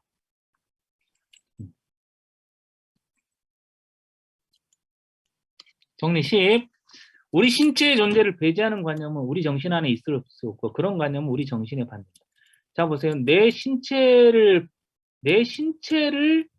비추는 게 내 관념이잖아요. 그죠? 그죠? 내 신체 안에 내 신체를 부정하는 건 있을 수 없죠. 그렇지 않나요? 그죠? 내 신체도 코나투스를 갖고 있고 그러니까 내 신체 안에 내 신체를 배제하는 것이 있을 수 없듯이 그죠? 내 정신 안에도 그런 관념은 없겠죠. 우리 신체를 소멸시킬 수 있는 모든 것은 신체 안에 존재할 수 없잖아요. 그죠? 코나투스의 규정상. 그죠? 그러니까 이게 무슨 말이죠? 만약에 우리 신체를 소멸시킬 수 있는 반대되는 본성이 나의 신체라는 단일한 주체 안에 존재한다. 그러면 앞에 말했던 이 뭐죠? 여기 정리 5. 그 사물은 동일한 주체 안에 있을 수 없다고 한 이 정리 5에 위배되는 거죠. 그죠? 내 신체에 반대되는 본성이 내 신체 안에 있을 수 없다는 거죠. 그러므로 그런 관념은 신이 우리 신체의 관념을 소유하는 한에서 신 안에 있을 수가 없겠죠. 그죠? 그죠? 근데 또 신을 등장시켰습니다. 한에서. 즉, 그런 것의 관념은 우리 정신 안에 있을 수가 없죠. 신 안에 없는 건 아예 없는 것이에요. 알겠습니까? 신 안에 없는 건 없는 거잖아요. 반대로 정신의 본질을 구성하는 첫 번째 것은 뭐냐면 현실적으로 존재하는 신체의 관념이고, 우리 신체의 존재를 긍정하는 것은 우리 정신의 첫 번째 중요한 노력입니다. 그러므로 우리 신체의 존재를 부정하는 관념은 우리 정신과 반대입니다. 이렇게 말합니다. 그러니까 우리 신체를 부정하는 관념이 우리 정신 안에 있을 수가 없습니다. 우리 신체를 부정하는 그런 관념이 우리 정신 안에 있을 수 없다. 그다음 중요한 거, 그러니까 우리 신체 안에 우리 신체를 부정할 수 있는 게 없듯이 우리 정신 안에도 우리 정신을 부정한다거나 우리 신체를 부정하는 그런 것들이 있을 수가 없습니다. 원천적으로. 만약에 생겨난다면 뭔가 다른 문제가 있었다는 뜻이에요. 정리 11. 우리 신체의 활동 능력을 증대시키거나 감소시키거나 촉진시키거나 방해하는 모든 것의 관념은 이게 뭐죠? 우리 신체의 활동 능력의 증대 감소와 관련된 관념을 뭐라고 불렀죠? 감정이라고 규정을 내렸었죠. 그죠? 그것은 우리 사유 능력을 증대시키거나 감소시키고 촉진시키거나 방해한다. 이건 너무 당연한 거 아닙니까? 그죠? 신체 질서와 관념의 질서는 일치한다 그랬었잖아요. 그죠? 그러니까 신체가 활발해지면 사유 능력도 활발해지는 거. 신체가 기쁘면 당연히 생각도 잘 되잖아요.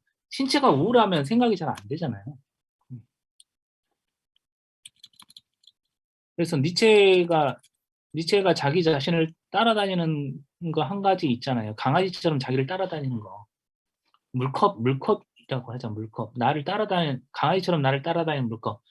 산책하면서 물을 자주 마셨던 거죠. 이렇게 신체가 이렇게 활기찰 때 사유가 잘 되더라, 뭐 이런 거잖아요. 주석. 자, 중요한 내용들이 나오고 있는데요.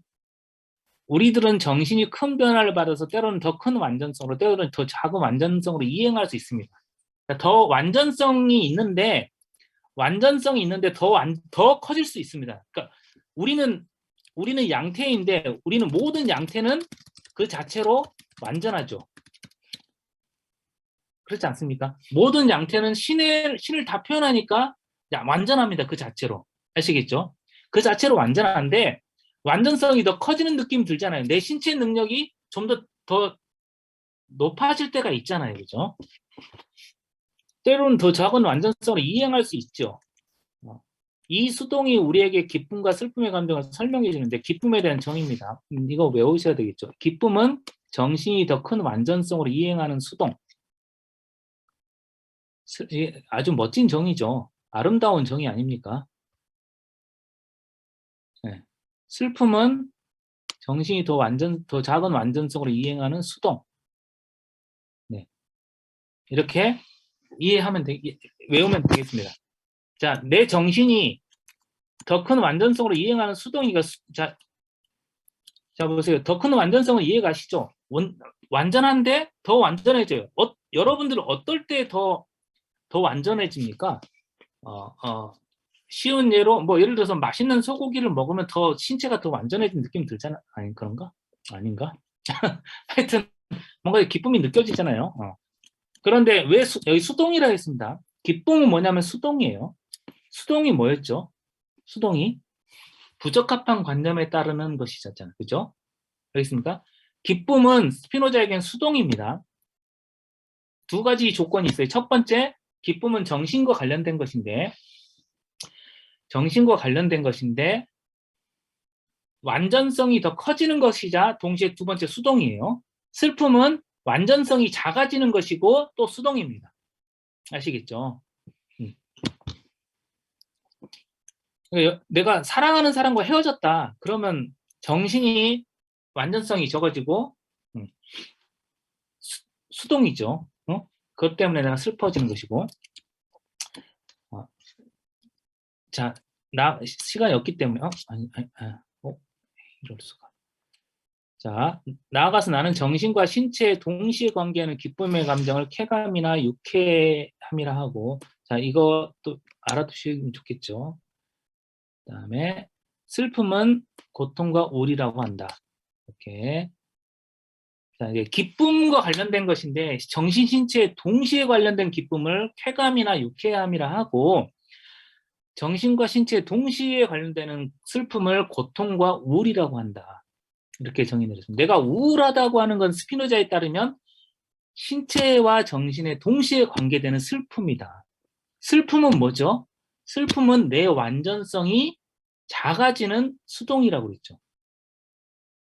그렇게 이해하기, 내가 쾌감을 느낀다는 게 뭐죠? 내가 유쾌하다는 것은 기쁨인데, 기쁨이긴 한데 정신과 신체에 동시에 관계되는 것이고, 그러면서 수동이고 기쁨이니까 더 큰 완전성으로 이행하는 것이다. 이렇게 정의를 내려두면 되겠습니다. 그러나 나는 다음과 같은 점을 주의해야 한다. 다음과 같은 점을 주의해야 된다. 즉 쾌감이나 고통이 인간의 어느 부분이 다른 부분보다 자극을 더 많이 받을 때 나타난 유쾌함이나 우울은 인간의 모든 쾌감과 고통은 뭐죠? 쾌감과 고통은 부분적인 자극이고, 두 번째 유쾌함과 우울은 신체 전체, 내 몸 전체가 받는 자극이다. 이해가시죠? 이거 충분히 이해가시죠? 그죠? 우울은 네, 오늘 다리가 아파서 우울하나 이런 건 아니잖아요. 그죠? 우울은 신체 전체죠. 정신 전체이고. 그렇게 좀 구분을 하고 있습니다. 다음으로 지금 중요한 것은 기쁨과 슬픔에 대한 정의가 내려졌다는 것이에요. 다음으로 욕망이 무엇인지는 정리 후에 설명했죠. 욕망은 코나투스라고 설명드렸습니다. 존재를 지속하고자 하는 것을 코나투스라고 불렀고, 그걸 욕망이라고 이야기했고, 욕망은 어떤 것이었죠? 충동과 다를 바가 없는데 인간의 경우에 욕망이라 한다고 그랬어요. 의식하는 경우. 나는 이 세 가지 이외에 다른 어떤 기본적인 감정도 인정하지 않는다. 세 가지 감정이 뭐냐면 욕망, 기쁨, 슬픔입니다. 욕망, 기쁨, 슬픔. 이 세 가지 감정이 기본적인 레고 블록이에요. 이 세 가지 감정을 가지고 앞으로 스피노자가 모든 걸 설명합니다. 이제. 왜냐하면 나머지 감정은 이 세 가지 감정에서 생겨나니까 앞으로 나아가기 전에 관념과 관념이 어떻게 반대되는지를 더 분명하게 이해하기 위해 3부 정리식을 여기서 더 상세하게 설명하고자 한다. 이걸 설명해야 되는데요. 시간이 지나버렸네요. 네. 어쨌든 여기까지 하는 걸로 하고, 너무 서두르면 또 괜히 말이 빨라져가지고 곤란하니까. 질문 있으면 질문을 받고요. 근데 뭐 바쁘신 분들은 퇴장하셔도 되고, 질문이 있으면 하셔도 되고요.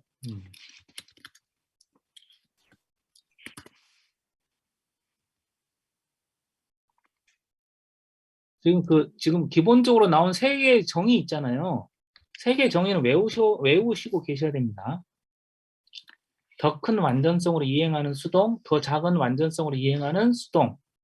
정신이, 신체와 정신이 모두 관련되면 쾌감, 유쾌, 상쾌, 통쾌한 것처럼 유쾌함, 그 다음에 우울 뭐 이런 것들 이야기했었죠. 이 철학자가 하는 일이 이런 거죠.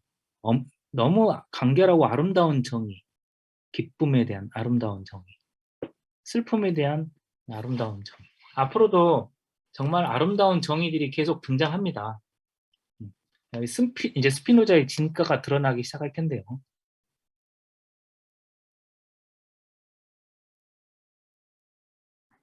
선생님, 여기 아까 설명해 주실 때, 네.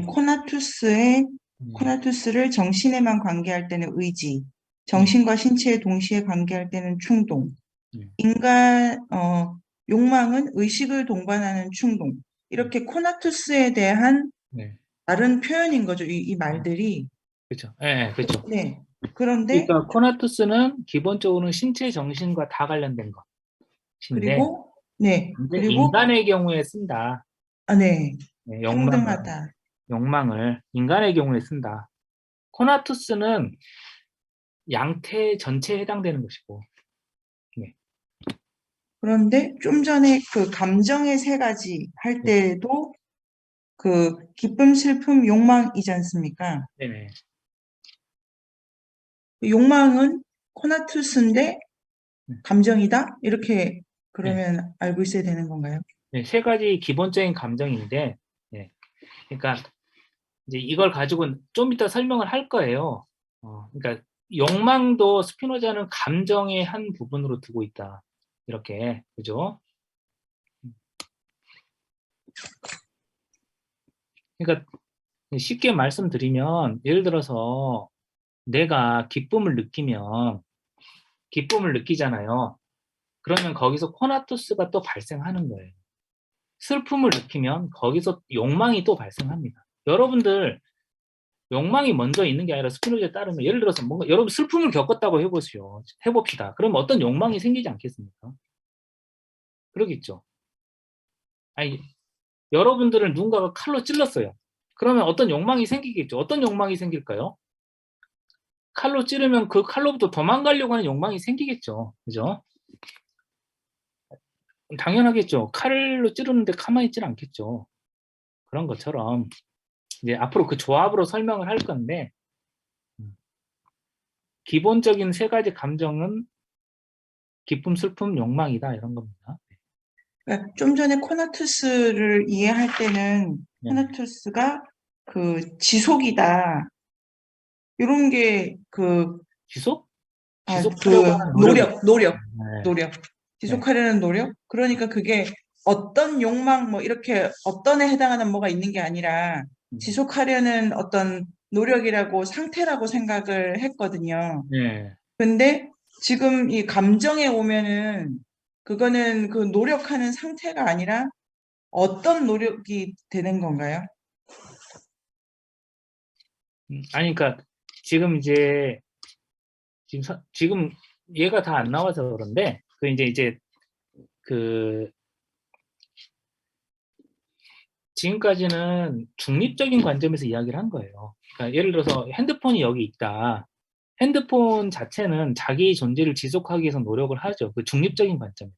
그런데 우리를 잘 보면 우리는 이 존재가 가만히 있고 가만히 있는 나의 존재를 지속하려고 하는 게 아니고 우리는 여러 감정이 휩싸이는데 그렇잖아요. 어떨 땐 기쁘고 어떨 땐 슬픈데 기쁠 때 나의 어떤 반응이 나오고 슬플 때 나의 어떤 반응들이 나오겠죠. 그렇죠? 그때 나오는 반응들이 이 코나투스와 관련돼서 나오는 건데 지금은 그냥 중립적인 설명만 드린 거예요. 아직 설명이 나오질 않았어요.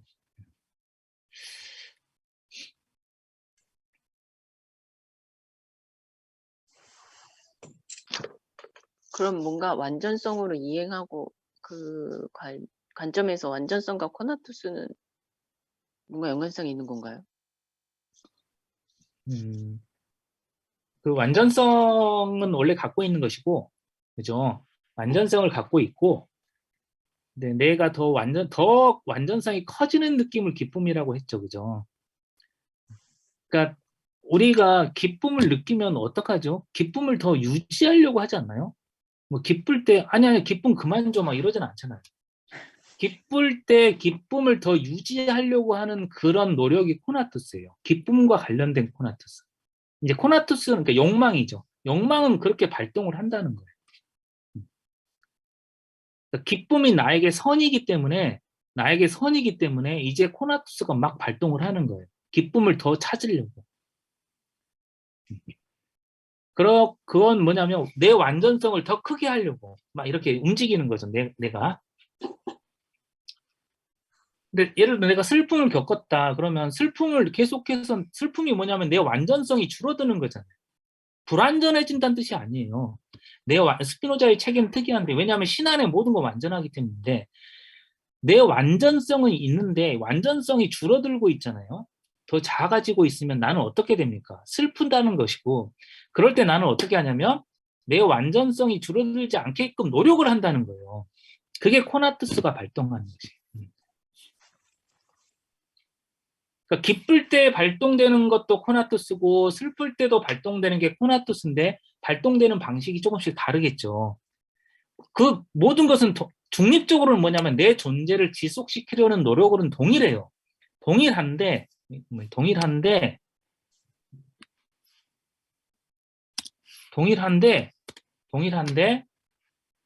방식이 완전히 달라지는 거죠.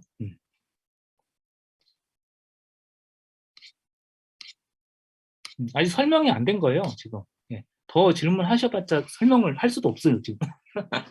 네. 하여튼 그 용어상의 정의는 그렇게 된다는 것이고, 지금 궁금한 건 당연한 겁니다. 아직 내용이 나오질 않았어요.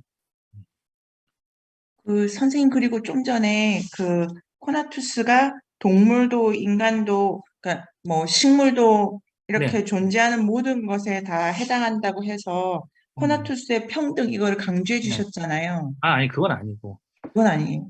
정리 구에서 그때 포나투스는 그 혼란스러운 관념을 가질 때나 명확한 판명한 관념을 가질 때나 동일하다, 코나투스는.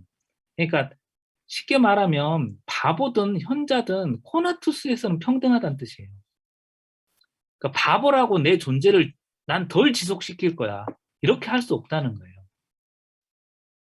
그러니까 코나투스 상에서 평등하기 때문에 인간상 문제가 발생해요. 그러니까 현자든 바보든 코나투스에서는 동일하게 한 표를 행사하는 것이에요.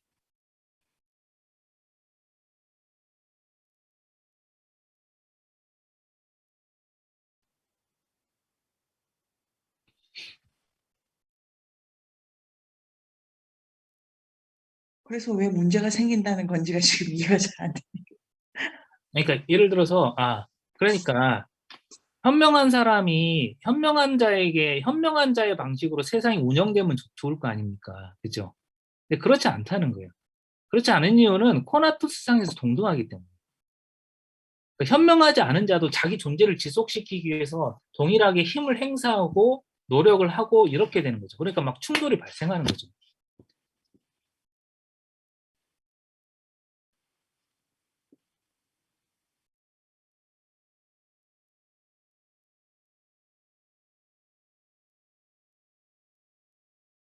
좀 그 질문이 더 많이 나간 걸 수도 있는데, 현명한 자의 코나투스나 그, 그 바보, 우둔한 자의 코나투스나 평등하면 현명한 자가 생성한 관념과 그 우둔한 자가 생성한 관념은 평등한데, 그게 그래서 문제가 된다고 말씀하시는 거죠?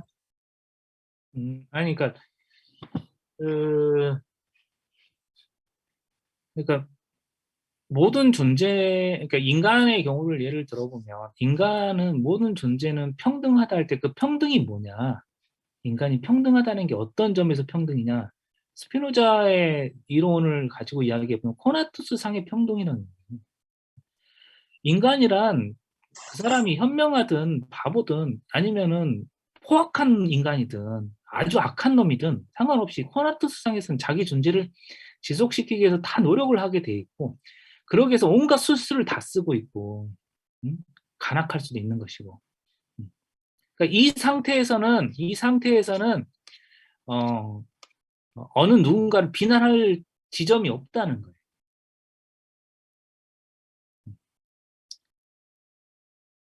만약에 그러니까 이 상태에서는 우리가 인간과 인간이 서로 협력한다, 이런 건 불가능한 상태예요.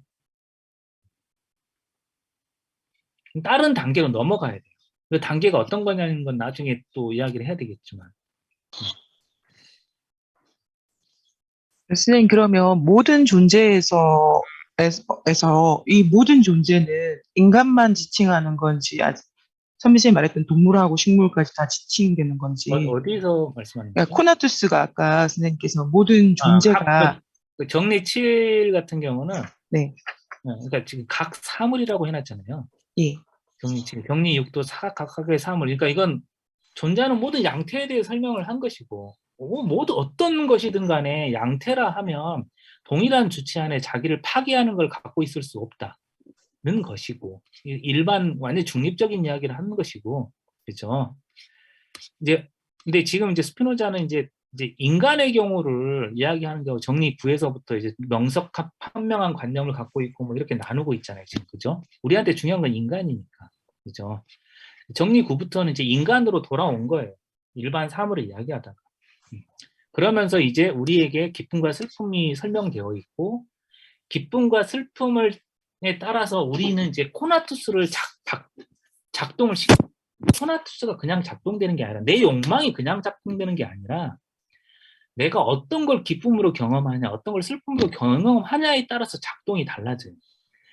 그러니까 예를 들어서 동일한 것도 어떤 사람한테는 슬픔으로 작동할 수가 있고 어떤 사람한테는 기쁨으로 작동할 수가 있는데 동일한 것조차도 코나투스가 완전 이상하게 발동이 돼요. 욕망이. 인간상 문제가 발생하는데 그건 이제 나중에 이야기고 예. 네, 그렇습니다. 어쨌든 간에 코나투스는 기쁨과 슬픔이라고 하는 이 감정에 의해서 지배를 받는다. 이렇게 보면 되겠습니다. 기본적으로 코나투스는 내 존재를 지속시키고자 하는 중립적인 노력이지만 인간의 경우는 그게 기쁨이나 슬픔과 같은 것에 의해서 결정이 되게 돼 있다. 이런 것이.